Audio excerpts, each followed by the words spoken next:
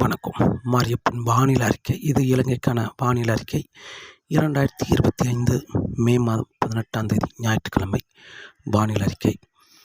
வானிலை அமைப்பு: இலங்கைக்கு வடக்கு பகுதி, தமிழகத்துக்கு கிழக்கு பகுதி காற்று சுழற்சி நிலை கொண்டது. இந்த நிகழ்வு வருகிற நாட்களில் படிப்படியாக வடக்கே முன்னேறி சென்று ஆந்திராவில் தரையேறி செயலிழக்கும் என்பதால் இலங்கையில் இன்று நாளையும் பரவலாக மழைப்பொழிவு கிடைத்தாலும் மே 20, 21 தேதிகளில் சற்று தீவிரம் குறைந்து படிப்படியாக மேற்கு பகுதி மட்டுமே வருகிற நாட்களில் மழை சற்று கூடுதலாக இருக்க வாய்ப்புள்ளது.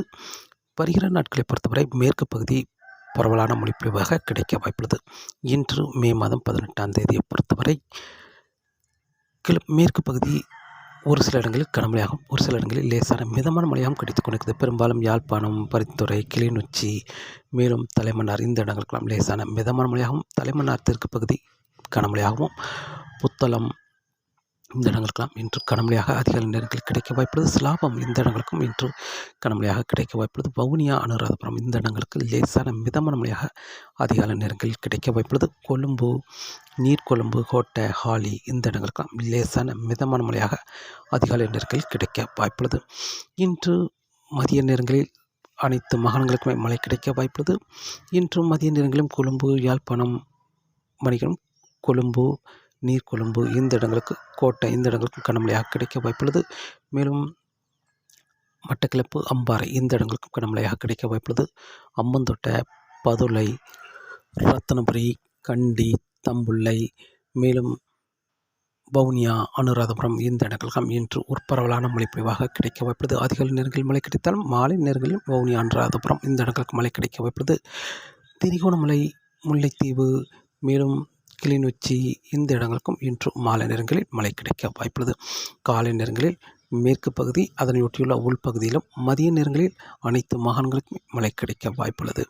இன்று கனமழை என்பது பெரும்பாலும் ஓரிரு இடங்களில் மட்டுமே கனமழையாக கிடைக்க வாய்ப்புள்ளது. பெரும்பாலான இடங்களில் லேசான மிதமான மழையாக, மிதமான முதல் சற்று கனமழையாகவும் கிடைக்க வாய்ப்புள்ளது. இன்று மே மாதம் 18ஆம் தேதி ஞாயிற்றுக்கிழமை. நாளை மே மாதம் 19ஆம் தேதியும் அதிகாலை நேரங்களில் மேற்கு பகுதிக்கு மழை கிடைக்க வாய்ப்புள்ளது. மாலை இரவு நேரங்கள் உள்பகுதியில் மழை கிடைக்க வாய்ப்புள்ளது. அனைத்து மாகாணங்களுக்கும் மழை கிடைக்க வாய்ப்புள்ளது. ஆனால் கனமழை என்பது சற்று குறைவான பரப்பிலே மழை கிடைக்க வாய்ப்புள்ளது. கனமழை என்பது மே 20ஆம் தேதி சற்று பரப்பில் குறைந்த இடங்களே மழை கிடைக்க வாய்ப்புள்ளது. மேற்கு பகுதி காலை நேரங்களிலும் மாலை நேரங்களிலும் மழை கிடைத்தாலும் உள்பகுதி ஓரிரு இடங்களில் மட்டுமே மழை கிடைக்க வாய்ப்புள்ளது. 20ஆம் தேதியை பொறுத்தவரை 21, 22 தேதியில் படிப்படியாக மேற்கு பகுதி மழை கிடைக்க வாய்ப்புள்ளது. உள்பகுதியும் அங்கங்கே ஒரு சில இடங்களில் மழை கிடைக்கும் என்றும் எதிர்பார்க்கப்படுகிறது. ஓரிரு நாட்கள் குறைவாகவும் ஓரிரு நாட்கள் பரவலாகவும் மழை கிடைக்க வாய்ப்புள்ளது உள்பகுதியை பொறுத்தவரை. ஆனால் வருகிற நாட்களில் படிப்படியாக அனைத்து நாட்களுமே மேற்கு பகுதி மழை கிடைக்க வாய்ப்புள்ளது. தென்மேற்கு பருவமழை இலங்கையில் வருகிற நாட்களில் தென்மேற்கு பருவமழை தொடங்கினாலும் தீவிரம் இல்லாமல் இருக்கும். மே 27ஆம் தேதிக்கு பிறகு தென்மேற்கு பருவமழை இலங்கையில் தீவிரமடையும் என்றும் எதிர்பார்க்கப்படுகிறது. அதற்கு முன்னதாக தென்மேற்கு பருவமழை தொடங்கினாலும் தீவிரமில்லாமல் சற்று பரப்பில் குறைந்த இடங்களே மழை கிடைக்கும் என்றும் எதிர்பார்க்கப்படுகிறது. காற்றின் வேகத்தை பொறுத்தவரை காற்றின் வேகம் வரக்கூடிய நாட்களில் இலங்கையில் அனைத்து மாகாணங்களுக்குமே காற்றின் வேகம் அதிகரித்து காணப்படும். இதில் காற்று குறைவான கிடைக்கும் இடம் மட்டக்களப்பு, அம்பாறை, பதுளை இந்த மாகாணங்களில் மட்டுமே காற்றின் வேகம் சற்று குறைந்து கிடைக்கும். மற்ற அனைத்து மாகாணங்களுக்கும் காற்றின் வேகம் அதிகரித்து காணப்படும். அதிலும் வடக்கு யாழ்ப்பாணம், பருத்தித்துறை, தலைமன்னார், புத்தளம், கிளிநொச்சி இந்த இடங்களுக்கெல்லாம் காற்றின் வேகம் வருகிற நாட்களில் அதிகபட்சம் 45 முதல் 55 கிலோமீட்டராகவும் இடையிடையே 60 கிலோமீட்டர் வரை காற்றின் வேகம் இருக்க வாய்ப்புள்ளது.